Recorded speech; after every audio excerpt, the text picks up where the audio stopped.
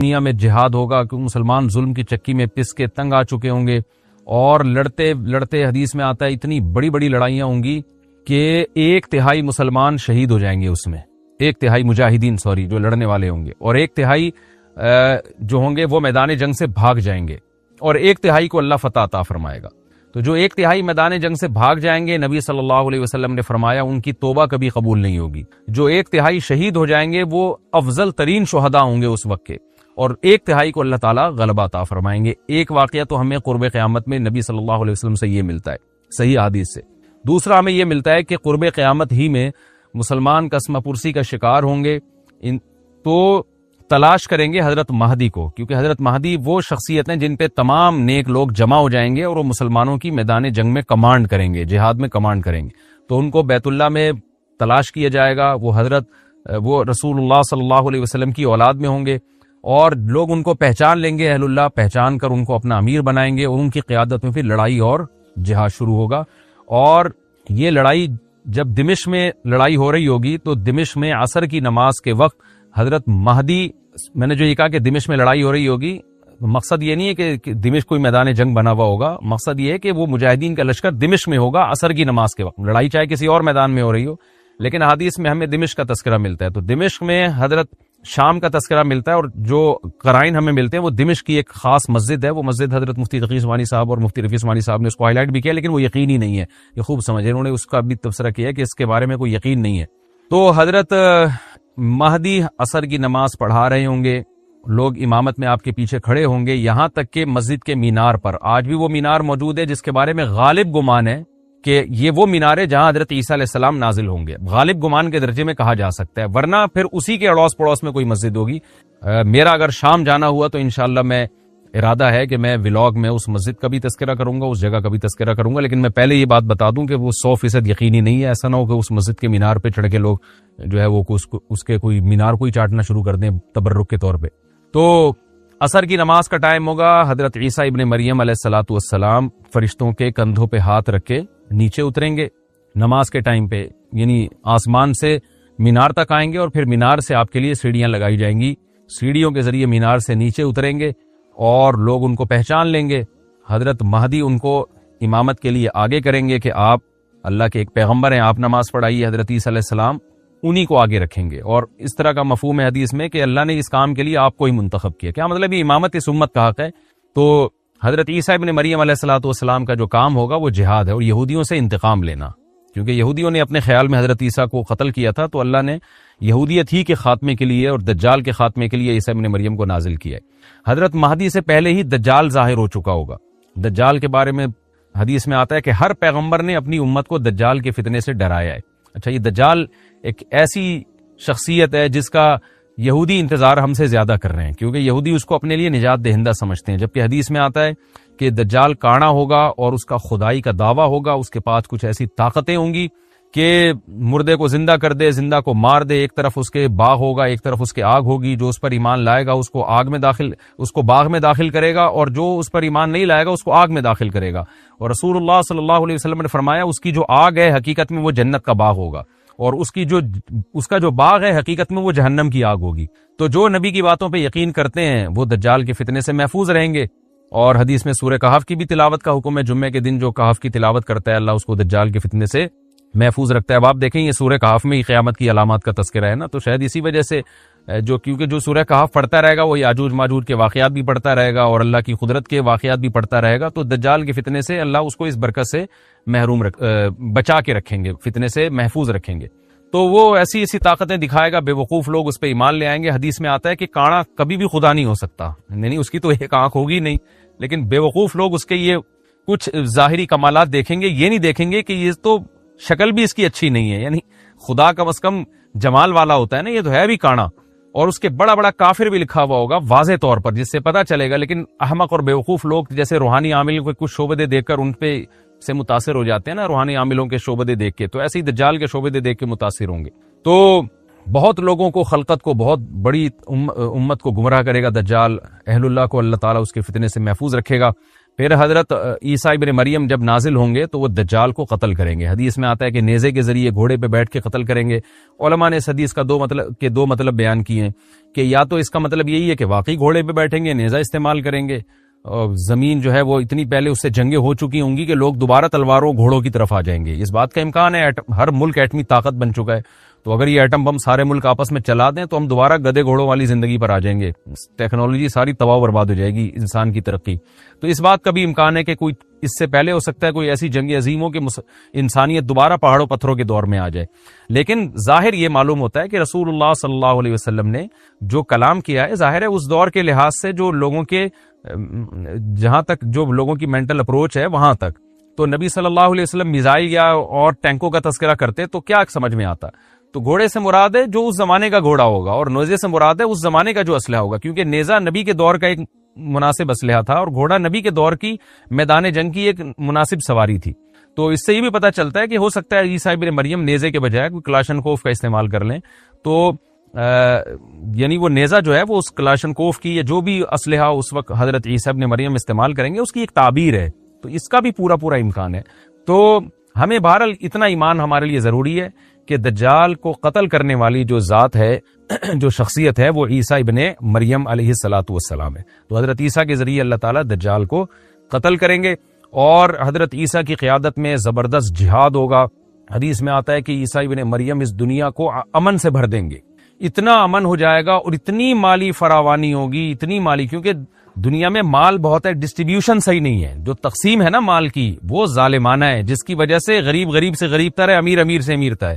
حضرت عیسیٰ ابن مریم ایسا نظام قائم کریں گے کہ جس سے مال کی صحیح تقسیم ہو, اور لوگ اٹھیں گے زکوٰۃ کا مستحق تلاش کریں گے اور لوگوں کو زکوٰۃ کا مستحق نظر نہیں آئے گا, غریب تلاش کرنا مشکل ہو جائے گا. یعنی ایک آدمی, حدیث کے مفہوم ہے کہ زکوٰۃ لے کے گھومتا رہے گا اور اس کو کوئی غریب نہیں ملے گا, اتنی مالی فراوانی ہو جائے گی. پھر ترمذی کی روایت میں آتا ہے کہ اللہ کی طرف سے برکتیں ایسی نازل ہوں گی کہ بڑے بڑے انار پیدا ہوں گے, بڑے بڑے انگور پیدا ہوں گے, زمین اپنی برکتیں کھول دے گی, اور حضرت عیسیٰ علیہ السلام خنزیر کو بھی دنیا سے ختم کر دیں گے, خنزیر کی نسل کو ختم کر دیا جائے گا. وَيَضَعُ الْجِزْيَةَ, اور جزیہ کا نظام ختم, اما الاسلام و اما السیف, یا تو تلوار یا اسلام, اس کے علاوہ نہیں. تو نبی صلی اللہ علیہ وسلم کو اللہ نے جس مقصد کے لیے دنیا میں بھیجا تھا, اس مقصد کی جو تکمیل ہے وہ عیسیٰ ابن مریم کے ذریعے. باقی اس میں حکمتیں کیا ہیں اس پر میرے الگ سے بیانات موجود ہیں کہ اللہ نے حضرت عیسیٰ ابن مریم کا انتخاب کیوں کیا اس کام کی تکمیل کے لیے, اسی امت میں کوئی کیوں منتخب نہیں کر لیا, یا یہ کہ پیغمبر صلی اللہ علیہ وسلم ہی کے ذریعے پوری دنیا میں اسلام کو غالب کر دیا جاتا. اس میں کیا حکمتیں ہیں اس پر میرے الگ سے بیانات موجود ہیں. ابھی تو میں کوشش کرتا ہوں کہ تفسیر سے میں جو ٹو دا پوائنٹ بات ہے اس سے یہاں اس لیکچر میں نہ ہٹوں. تو اسی وقت حضرت عیسیٰ ابن مریم اس کو یاجوج ماجوج کو قتل کریں گے اور دنیا انصاف سے بھر جائے گی, اور اللہ تعالیٰ نے جو پیغمبروں کو دنیا میں بھیجا تھا اس کا مقصد کیفیت اور کمیت دونوں لحاظ سے حاصل ہو جائے گا. اس کے بعد پھر آہستہ آہستہ دنیا میں زوال شروع ہوگا, اور پھر جب پوری دنیا کے لوگ زوال کا شکار ہوتے ہوتے کفر کی طرف جائیں گے, گناہوں کی طرف, اور حدیث میں آتا ہے جب تک ایک شخص بھی اللہ کا نام لینے والا ہوگا اس دنیا پر قیامت نہیں آئے گی. یہاں تک کہ آخری شخص جب دنیا سے اٹھے گا جو اللہ کا نام لیا کرتا تھا, تو اس کے بعد اللہ تعالیٰ سور پھونکیں گے, جبریل کو حکم دیں گے سور پھونکنے کا, اور اس دنیا کو تباہ و برباد کر دیا جائے گا. تو آگے قرآن کہتا ہے وَنُفِخَ فِي الصُّورِ, اور پھر سور میں پھونکا جائے گا, فَجَمَعْنَاهُمْ جَمْعًا, پھر ہم ان تمام انسانوں کو جمع کر دیں گے. وَعَرَضْنَا جَهَنَّمَ يَوْمَئِذٍ لِّلْكَافِرِينَ عَرْضًا, اور قیامت کے دن ہم جہنم کو یومئذ, جس دن ایسا ہوگا یعنی جس دن سور پھونکا جائے گا, یہ دوسرا سور مراد ہے, للکافرین عرضا, کافروں کے سامنے پیش کر دیں گے. الذین کانت اعینہم فی غطاء عن ذکری, یہ وہ لوگ ہیں جن کی آنکھیں میری یاد سے پردے میں پڑی ہوئی تھیں, یعنی میری یاد کی چیزیں ان کو نظر ہی نہیں آتی تھیں, غفلت میں پڑی ہوئی تھی جن کی آنکھیں. وَكَانُوا لَا يَسْتَطِيعُونَ السَّمْعَ, اور یہ سننے کی صلاحیت بھی نہیں رکھتے تھے, نہ حق بات سنتے تھے نہ حق دیکھتے تھے, بس اپنے خواہشات کی جو چیزیں ہیں وہ ان کو اچھی لگتی تھیں اور وہی ان کو سمجھ میں آتی تھیں. تو یہ ہمارا رکوع الحمدللہ کمپلیٹ ہو گیا. اس رکوع میں ہمیں بہت سارے اسباق ملتے ہیں, میں نمبر وار اس کو مختصراً بیان کر دیتا ہوں. پہلی بات تو یہ کہ دیکھیں اللہ تعالیٰ نے کیسے کیسے بادشاہ دنیا میں بھیجے اور کتنے پاورفل بادشاہ. حضرت ذوالقرنین کا نام ہی قرن والا, دو کناروں والا, زمین کے بہت بڑے حصے کو حضرت ذوالقرنین نے فتح کیا.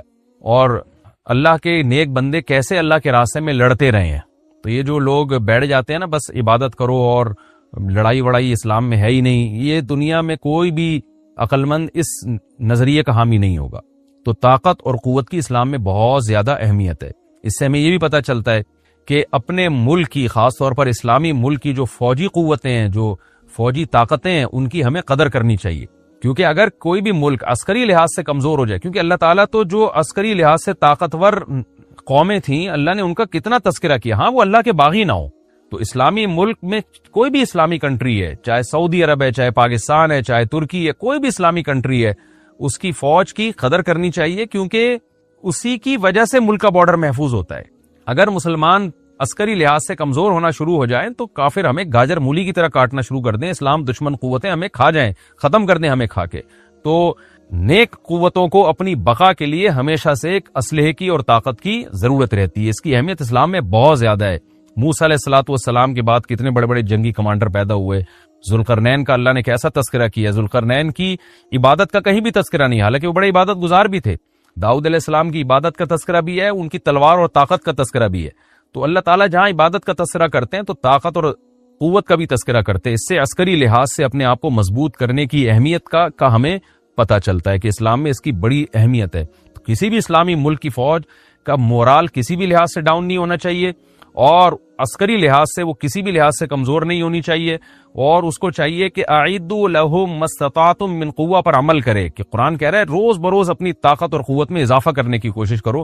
اس سے مسلم قوم کو کبھی بھی غافل نہیں ہونا چاہیے، اور کوئی بھی ایسا کام جس سے مسلمان قوتیں اور طاقتیں کمزور ہونا شروع ہو جائیں، اس کام سے ہمیں بچنا چاہیے۔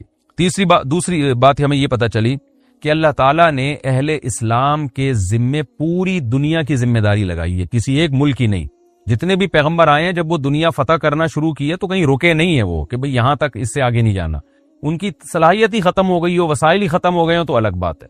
تو پوری دنیا ہے جس میں اللہ کے دین کو غالب کرنا ہے۔ اب اس کا طریقہ کیا ہوگا، ظاہر ہے جو جس زمانے میں سوٹیبل طریقہ ہو وہ اختیار کیا جائے گا۔ تو حضرت ذوالقرنین پہلے انتہائی مشرق کی طرف گئے ہیں جہاں سورج نکلتا ہے، تو وہاں سے جہاں سے آبادی شروع ہو رہی ہے، اور ان کا خیال تھا کہ اب آگے آبادی نہیں ہے تو پھر جا کے سٹاپ کیا ہے۔ مغرب میں بھی ایسے ہی، شمال میں بھی ایسے ہی۔ تو ہمیں جب دیکھتے ہیں کہ جب صحابہ کرام نے دنیا فتح کرنا شروع کی ہے تو ہمیں مسلمان کمانڈروں میں بھی ایسے واقعات ملتے ہیں کہ وہ علاقے فتح کرتے کرتے سمندر کے کنارے پہنچے اور انہوں نے سمندر کو دیکھ کے کہا کہ تیرے آگے بھی آبادی ہوتی نا تو ہم اللہ کا کلمہ وہاں بھی بلند کرتے۔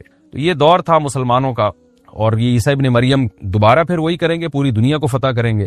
تو حضرت ذوالقرنین کے اس واقعے سے پتہ چلتا ہے کہ پوری دنیا کی ذمہ داری اللہ نے ہمیشہ سے اہل اللہ پہ لگائی ہے، اور وہ پوری دنیا میں اللہ کے دین کو غالب کرنے کی کوشش میں ہمیشہ سے لگے رہے ہیں۔ تیسری بات ہمیں پتہ چلتی ہے کہ اسباب اور وسائل کی اہمیت۔ حضرت ذوالقرنین نے جب اتنا پہاڑوں کے بیچ میں اتنا یعنی لوہے کی پلیٹیں لگا کے، تانبا پگھلا کے آہنی دیوار بنائی ہے تو خوش ہوئے ہیں، ھذا رحمت من ربی، یہ میرے رب کی رحمت ہے۔ تبھی تو اللہ کا شکر ادا کیا نا، خوشی پہ شکر ادا کیا جاتا ہے۔ تو اس سے یہ بھی پتہ چلتا ہے کہ سائنس اور ٹیکنالوجی، دیکھیں یہ کام ٹیکنالوجی کے بغیر ممکن نہیں تھا۔ تبھی تو اس قوم نے کہا نا ذوالقرنین سے کہ ہم پیسے آپ کو دیں گے، لیکن ہمارے پاس وہ وسائل نہیں ہے، وہ ٹیکنالوجی نہیں ہے ہمارے پاس۔ اور بظاہر ایسا لگتا ہے کہ ان کے پاس لوہا بھی تھا، تانبا بھی تھا، کیونکہ حضرت ذوالقرنین اب یہ تو نہیں ہے نا کہ زمین کے مشرق کی طرف دوبارہ لوہا جمع کرنے گئے ہوں، تو وہیں سے جو کچھ ہوگا نکالا ہوگا۔ تو وسائل اس قوم کے پاس تھے، ٹیکنالوجی نہیں تھی کہ اس لوہے کو اور اس تانبے کو پگھلا کے دونوں پہاڑوں کے بیچ میں پلیٹیں کیسے بنانی ہے اور ان کو کیسے ان کے بیچ میں تانبا کر کے کہانی دیوار بنائیے، یہ ٹیکنالوجی ان کے پاس نہیں تھی۔ تو اس سے ہمیں ٹیکنالوجی کی ویلیو کا بھی پتہ چلتا ہے۔ آج مسلمان اس میں بھی بہت پیچھے چلے جا رہے ہیں اور اس کو مذہب سمجھنا شروع کر دیا ہے، یہ بات بھی غلط ہے۔ حضرت ذوالقرنین نے اتنی طاقت اور قوت کا استعمال کیا اور اتنے زبردست طریقے سے اس وقت جو بھی اس سوٹیبل ٹیکنالوجی تھی اس کا استعمال کر کے دو پہاڑوں کے بیچ کے راستے کو بند کر دیا اور اس پہ خوشی منائی حضرت ذوالقرنین نے۔ یہ نہیں کہا کہ بھئی اس سے کچھ بھی نہیں ہوتا، اصل میں تو بس انسان کو چاہیے کہ وہ اللہ اللہ کیا کرے بیٹھ کے، اور یہ کیا اللہ سے بس مدد مانگو، اللہ ہی۔ یاجوج ماجوج کے بارے میں ان کو کہہ دیتے ذوالقرنین کہ تم سب رات کو تہجد میں اٹھ کے دعائیں مانگو، اللہ یاجوج ماجوج سے تمہیں بچا لے گا۔ نہ حضرت ذوالقرنین نے کہا دعائیں بھی مانگو، یقیناً حکم دیا ہوگا دعائیں مانگنے کا، لیکن ہم پورے اسباب اور وسائل استعمال کریں گے، لوہے کی پلیٹیں بنائیں گے، تانبے کو پگھلائیں گے، اوپر چڑھائیں گے اور اس طرح سے پوری مضبوط دیوار بنائیں گے۔ آج مسلمان ہاتھ پہ ہاتھ رکھ کے بیٹھ گیا ہے اور وظیفوں میں اور جو ہے بس وہ چند صبح شام کے وظیفے پڑھ کے وہ سمجھتا ہے کہ ساری دنیا کے سارے مسائل کا حل اس سے ہو جائے گا۔ ایسا نہیں ہے. آپ کو بہت زیادہ ترقی کرنی ہے, بہت زیادہ اسباب و وسائل میں آپ کو غیر مسلموں سے آگے نکلنا ہے. جیسے کہ قرون اولا کا مسلمان نکلا تھا, تبھی اللہ نے اس کے لیے دنیا میں فتوحات کے دروازے کھولے تھے. تو اللہ ہمارے لیے فتوحات کے دروازے جب ہی کھولے گا جب ہم عبادت کے ساتھ ساتھ سائنس اور ٹیکنالوجی کے میدان میں بھی آگے بڑھنے کی کوشش کریں. تو جب نبی صلی اللہ علیہ وسلم نے فرمایا نا کہ تم موت کے بعد دوبارہ زندگی ملے گی, تمہیں اللہ کے سامنے حساب و کتاب دینا ہے, تو وہی مشہور سوال تھا, سأل سائل بعذاب واقع. اللہ فرماتے یہ لوگ آپ سے پوچھتے ہیں وہ کب واقع ہوگا, جو عذاب واقع ہونے والا ہے اس کے بارے میں ایک سائل نے پوچھا. اللہ فرماتے ہیں واقع کب ہوگا یہ تو میں نہیں بتاؤں گا, میرا اصول ہی نہیں ہے کہ میں قیامت کا علم بتا دوں, لیکن اتنی بات ہے للکافرین لیس لہ دافع. جو بھی اللہ کا منکر ہے, اللہ کو نہیں مانتا, اللہ کے حکام کو فالو نہیں کرتا, جب وہ عذاب آئے گا تو دنیا کی کوئی طاقت اس عذاب سے ان کو بچا نہیں سکے. تعرج الملائکۃ والروح الیہ فی یوم کان مقدارہ 50,000 سنہ. 50,000 سال کا ایک دن ہوگا. کہیں 1,000 سال اللہ نے ذکر کیا میدان حشر کے بارے میں, کہیں 50,000 سال. تو علماء نے بیان کیا یہ لوگوں کے حالات کے حساب سے ہوگا. یہ ٹائم کے جو یونٹ ہے نا یہ ہر ایک کے حق میں مختلف ہوتے ہیں. دیکھو جب ہم پیدا ہوئے تو ہم کائنات کو بننے کے اربوں سال کے بعد پیدا ہوئے ہوں گے نا, تو کیا ہمیں انتظار کرنا پڑا؟ بولو نا کیا ہو گیا. اگر ہمیں اللہ انتظار کرواتا ابھی تم عالم ارواح میں ہو 1 ارب سال کے بعد تمہارا نمبر آئے گا, تو میں تو بوریت سے مر چکا ہوتا. کیا خیال ہے بھائی؟ جہاں فلائٹ 1 گھنٹہ لیٹ ہو جائے انتظار میں آدمی ٹینشن میں چلا جاتا ہے, لیکن ہم تو جب آئے تو ہمیں تو لگا کہ کائنات کی ابتدا آج سے ہو رہی ہے. جب ہم نے ہوش سنبھالا, کیونکہ ہمارے وہ یونٹ جو تھے نا, جو وقت کی اکائیاں ہیں, وہ ہمارے حق میں اسٹارٹ ہی نہیں ہوئی تھی. تو اسی طرح مرنے کے بعد جو مردے کے لیے جو ٹائم کے یونٹ ہے نا وہ چینج ہوتے ہیں. ورنہ جو مردہ بیچارہ 20,000 سال پہلے دفن ہوا ہے وہ تو قبر میں کوئی عذاب نہ بھی ہو رہا, وہ تو پڑے پڑے ہی بور ہو گیا ہوگا کہ اللہ قیامت لیا, میں تو ٹینشن میں آ گیا ہوں, 20,000 سال ہو گئے مجھے. تو اس کو تو ایسا نہیں لگے گا کہ 20,000 سال ہو گئے. وہ جب دوبارہ اس کو اللہ تعالیٰ اٹھائیں گے تو نیک لوگوں کو تو لگے گا ابھی ہم سوئے تھے اور ابھی ہمیں کسی نے آ کے اٹھا دیے. جیسے گہری نیند میں جب انسان سوتا ہے کئی گھنٹے بعض دفعہ سوتا ہے, کوئی آ کے اٹھائے تو اس کو لگے گا یار ابھی تو میں سویا تھا, ابھی آپ نے اٹھا دیا ہمیں. تو سوتے ہوئے آدمی کے ٹائم کے یونٹ الگ ہوتے ہیں, مرنے کے بعد کے ٹائم کے یونٹ الگ ہوتے ہیں, عالم ارواح کے الگ تھے. اور بعض تو یہ بھی میں نے سنا ہے کہ دوسرے سیارے پہ آپ چلے جائیں نا زمین کے علاوہ تو وہاں بھی ٹائم کے یونٹ چینج ہو جائیں گے. تو اسی طرح آخرت کے ٹائم کے یونٹ بالکل الگ ہے. ایک دن 50,000 سال کی, دنیا کا جو 50,000 سال ہے نا وہ وہاں کا ایک دن ہوگا. کسی کے حق میں 1,000 سال, کسی کے حق میں 50,000 سال. یہ وہ ہے جب حساب و کتاب جس میں ہوگا. تو اللہ نافرمانوں کو عذاب سے پہلے نہ حساب و کتاب کا عذاب دیں گے. اللہ ہم سب کو اس عذاب سے محفوظ رکھے, جس کو قرآن نے ایک جگہ بیان کیا, یجعل الولدان شیبا, وہ ایسا دن جو بچوں کو بوڑھا کر دے. ایسا دن یفر المرء من اخیہ, انسان اپنے بھائی سے دور بھاگے. اس لیے بڑے بڑے اللہ والے وہ جہنم سے زیادہ پناہ مانگا کرتے تھے میدان حشر کی سختیوں سے. جہنم تو اس سے زیادہ سخت ہے, لیکن وہ میدان حشر کوئی کم چیز نہیں ہے, وہ کوئی کم عذاب نہیں ہے. تو اللہ فرماتے ہیں کہ 50,000 سال کے برابر ایک دن ہوگا. فاصبر صبرا جمیلا انہم یرونہ بعیدا. جب مشرک بار بار کہتے بھائی چھوڑو ابھی لے آؤ نا ابھی لے آؤ, تو نبی صلی اللہ علیہ وسلم کو پریشانی ہوتی کہ بھئی اللہ وقت بتاتا کیوں نہیں ہے, بتا دے تاکہ میری جان چھوڑیں یہ لوگ. تو اللہ نے پیغمبر صلی اللہ علیہ وسلم کو تسلی دی, فاصبر صبرا جمیلا, اے نبی آپ صبر جمیل کریں. صبر جمیل وہ صبر ہے جس میں ذرا بھی شکایت نہ ہو. انہم یرونہ بعیدا, اے نبی یہ لوگ سمجھتے ہیں اس کے آنے میں بہت ٹائم ہے, لاکھوں کروڑوں سال ہیں. وَنَرَاهُ قَرِيبًا, جبکہ ہم دیکھ رہے ہیں بس آنے والی ہے. کیوں؟ جب آپ مر گئے نا, ابھی دیکھو ہو سکتا ہے 1,000 سال باقی ہوں قیامت آنے میں, ہو سکتا ہے 20,000 سال باقی ہوں, لیکن ہمارے مرنے کے بعد ہمیں نہیں لگے گا 20,000 سال. ہمیں تو ایسا لگے گا ابھی ہم مرے تھے اور اتنی جلدی اللہ نے قیامت قائم کر لی. تو ہمیں تو اپنی موت کے حساب سے چلنا ہے بھائی. ہمیں کیا پتا کہ ہمیں کیا کرنا ہے اس سے کہ 50,000 سال بعد قیامت آئے یا 1 کروڑ سال بعد آئے. جب ہم مر گئے تو ہماری قیامت واقع ہو گئی ہے, ٹائم کے یونٹ ہمارے حق میں چینج ہو جائیں گے. تو اس لیے اللہ کہتے ہیں انہم یرونہ بعیدا, اے نبی یہ سمجھتے ہیں بہت بعد میں آئے گی قیامت. ونراہ قریبا, ہم تو دیکھ رہے ہیں کب ہے, تو بالکل قریب ہے, وہ زیادہ ٹائم نہیں ہے. یوم تکون السماء کالمہل, اللہ فرماتے ہیں جس دن آسمان تیل کی تلچھٹ کی طرح ہو جائے گا, ایسے پگھل جائے گا آسمان. اتنی بڑی تباہی آنے والی ہے اس کائنات پہ جس پہ ہم فخر کر رہے ہیں, اس یہاں کے شاپنگ سینٹروں پہ فخر کر رہے ہیں. میں بھی ایک پروگرام میں گیا نا اسلام آباد میں بڑا زبردست پروگرام تھا, بڑے بڑے تاجر آئے ہوئے تھے, تھوڑا سا موٹیویٹ کرنا تھا لوگوں کو تاکہ پیسہ کمائیں. تو یہ تو اچھی بات ہے, اسلام تو آپ کو بزنس کا پیسہ کمانے کا حکم دیتا ہے تاکہ ہم بھکاری پن سے نکلیں. بھکاری پن کو تو پسند نہیں کیا گیا نا, ایک شخص بھیک مانگتا ہے, نبی نے اس کو پسند نہیں کیا, تو پوری قوم پورا کنٹری بھکاری بن کے IMF کے سامنے کشکول لے کے کھڑا ہوا ہو تو ہمارے نبی اس کو پسند کریں گے کہ کوئی مسلمان قوم ہو اور قومی سطح پہ بھکاری بن چکی ہو؟ تو یہ علماء کی ذمہ داری ہے لوگوں کو پیسہ کمانے کی ترغیب دیں, بزنس کی طرف لے کر آئیں, یہ مذہبی ذمہ داری ہے. تو میرا اس میں کوئی کمیشن نہیں تھا, میں گیا, میں نے تقریر کی, لیکن ایک چیز کا مجھے اندازہ ہوا کہ یار ایک چیز یہاں پیدا ہو رہی ہے, پیسہ کمانے کے ساتھ پیسے کی محبت بھی آ رہی ہے.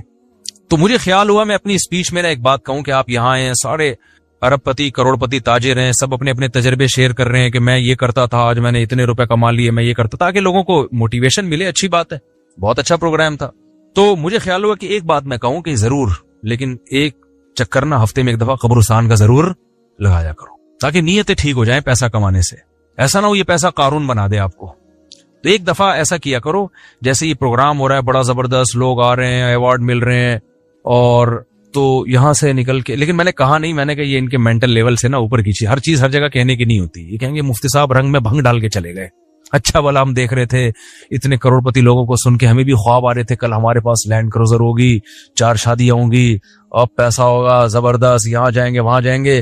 یہ مولوی نے آگے یہاں بھی کیا کر دیا, قبرستان کی باتیں شروع کر دی. تو وہ مناسب نہیں تھا, لیکن دل چاہ رہا تھا کہ میں ان سے کہوں اگلا پروگرام وہ بول دوں گا کہ بہت زبردست پیسہ کمائیں, ایک دفعہ جا کے قبر میں جو آپ سے پہلا کما کے چلے گئے ہیں نا پہلے کما کے, یہ یوٹیوبرز تو یہاں آ رہے ہیں, اپنا ایکسپیرینس شیئر کر رہے ہیں, میں ایسا کانٹینٹ بناتا ہوں اور میں ایسے محنت کرتا ہوں. اچھی بات ہے, مجھے بڑی خوشی ہو رہی تھی, تھوڑی سی امیدیں ہوئی کہ شاید پاکستان اب شاید اچھی سمت میں جانا شروع ہو جائے. تو مجھے ان پہ وہ کوئی نہیں, وہ تو بہت اچھا کر رہے تھے, بلکہ یہ تو ایک ظرف کے بڑے ہونے کی بات ہے کہ آپ بتائیں کہ میں نے پیسہ ایسا کمایا, ورنہ لوگ بتاتے کہاں ہیں. مجھے ان یوٹیوبرز میں خوشی ہو رہی تھی, وہ بتا رہے تھے ہم نے یہ کانٹینٹ بنایا, ہم نے ایسے چینل بنایا, اتنے پیسے کمائے. تو اچھی بات ہے, شیئر کرو یار تاکہ لوگوں کی غربت ختم ہو, وہ بھی کریں یہ کام. لیکن ساتھ ساتھ ایک بات, یہ پیسہ آپ کو سلیمان علیہ السلام جیسا بھی بنا سکتا ہے, اور قارون اور فرعون جیسا بھی, ابو بکر عثمان جیسا بھی بنا سکتا ہے, اور ابو جہل جیسا بھی بنا سکتا ہے. کیا خیال ہے, یہ سارے پیسے والے لوگ تھے نا. تو آپ پیسہ کما کے سلیمان علیہ السلام جیسے شکر گزار بن جاؤ, عثمان ابن عفان جیسے غنی بن جاؤ, عبد الرحمن بن عوف جیسے بن جاؤ. اس کے لیے ضروری ہے کہ ہفتے میں ایک دفعہ قبرستان کا وزٹ اپنے خرچے پہ کر لیا کریں, اور ایسے ہی نہیں گزرتے ہوئے, وہاں جا کے کھڑے ہو کے قبروں پہ دیکھا کریں کہ میں جتنا بھی بڑا بن جاؤں, میرے یوٹیوب پہ چینل پہ 10 ملین بھی سبسکرائبر آ جائیں, لیٹنا میں نے کہا ہے تھوڑے دنوں میں جا کے بھائی اس قبر کے اندر. لہذا اس پیسے سے میں اس قبر کی تیاری کر لوں تو فائدہ ہے, اور اگر یہ لینڈ کروزر ہی میرا مقصد ہے اور میرا مقصد عیاشی ہی ہے اور شو مارنا ہی ہے, بھائی پھر یہ تو قارون نے آپ سے زیادہ کما لیا. ان خزانوں کے ساتھ ہی زمین میں دھسا ہے وہ. سمجھتے ہو کہ نہیں سمجھتے ہو, تو تھوڑا سا کبھی کبھار جب بڑے بڑے پروگراموں میں جایا کرو تو تھوڑا سا قبرستان میں, ہمیں تو اللہ نے سہولت دی ہے, بہت خطرناک قبرستان ہے یہ جو ہے نا, کیونکہ گورنمنٹ نے لائٹیں کہیں بھی نہیں لگائیں, تو یہاں تو 2-4 لائٹیں تھی, چرسیوں نے چوری کر لی. اب اندھیرا ہوتا ہے اس میں, اس سے بڑا فائدہ ہوتا ہے.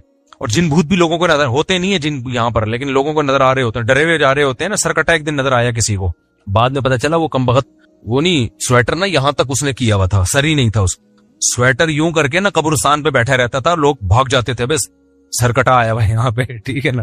تو آپ یہ جو ہمیں اللہ نے بڑی سہولت دی ہے, کبھی کبھار ایسا کیا کرو, یہاں چلے جاؤ. رات کے وقت جاؤ گے تو جیسے آپ نے انرجی اپنی خرچ کرنی ہے نا, تو کہتے ہیں ڈاکٹر 1 گھنٹے کی واکنگ سے 15 منٹ کی جاگنگ بہتر ہے. 15 منٹ کی جاگنگ میں اتنی انرجی لگ جائے گی جو 1 گھنٹے کی واکنگ میں نہیں ہوگی.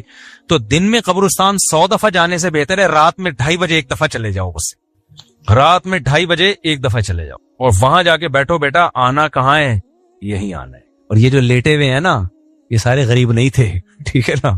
ان میں بہت سارے کروڑ پتی تھے, ارب پتی تھے, 4 شادیوں والے بھی تھے, 1 والی بھی تھے, اور بچوں والے بھی تھے, بغیر بچوں والے بھی تھے, جوان بھی تھے, بڈھے بھی تھے, 30 سال کے بھی تھے, 15 سال کے بھی تھے, 6 مہینے کے بچے بھی تھے. کیا نظر آ رہے ہوں گے, خبریں جا کے دیکھو.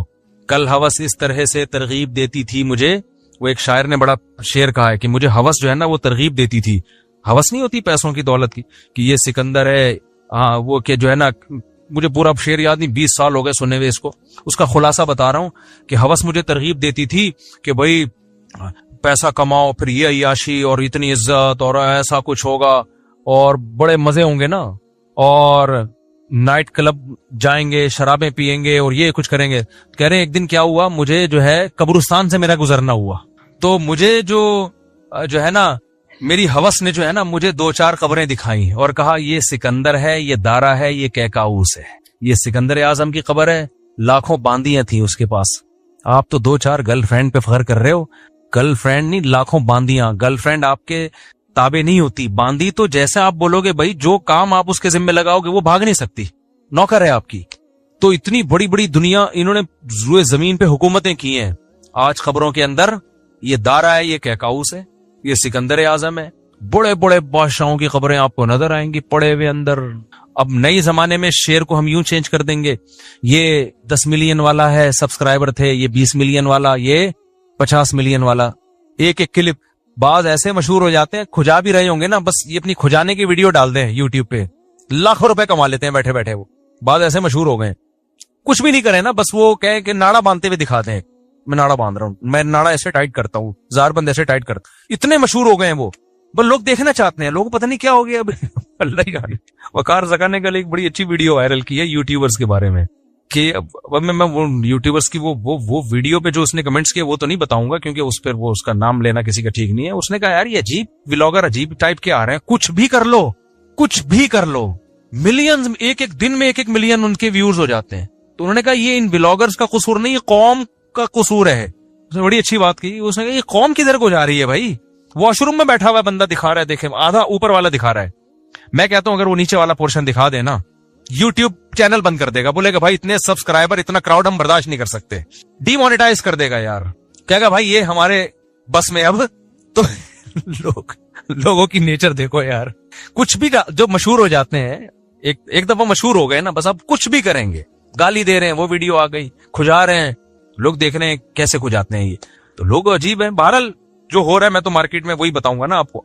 تو اب جو سوشل میڈیا سے وابستہ لوگ ہیں جن کے ٹک ٹاک پہ چینل, یوٹیوب پہ چینل, ان کے یہاں کامیابی کیا ہے, 4 ملین ہو گئے, 10 ملین ہو گئے, 50 ملین ہو گئے. تو ایک ویڈیو اتنی محنت سے بناتا ہے, 4 آدمی تجھے ملتے نہیں, اور میں کھجاتا بھی ہوں نا سر کو, تو اتنے ویوز آ جاتے ہیں.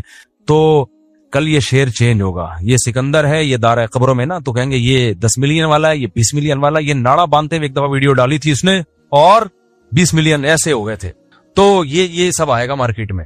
تو اس لیے میرا دل چاہتا ہے کہ میں ان لوگوں سے, میرا اس پروگرام میں دل چاہ رہا تھا ایک دفعہ بولوں کہ آپ تمام حضرات سے گزارش ہے, بہت اچھا پروگرام ہے, اور اللہ کرے اور پیسہ آئے اور یہ لوگ اپنے تجربوں کو شیئر کریں, لیکن کائنڈلی تھوڑا سا قبرستان بھی, ہمارے نبی نے پیسہ کمانے کی ترغیب دی ہے, ساتھ ساتھ قبرستان جانے کی بھی ترغیب دی ہے. صحیح بخاری کی حدیث ہے, کنت نہیتکم عن زیارت القبور فزوروها فانها تذکر الاخرہ.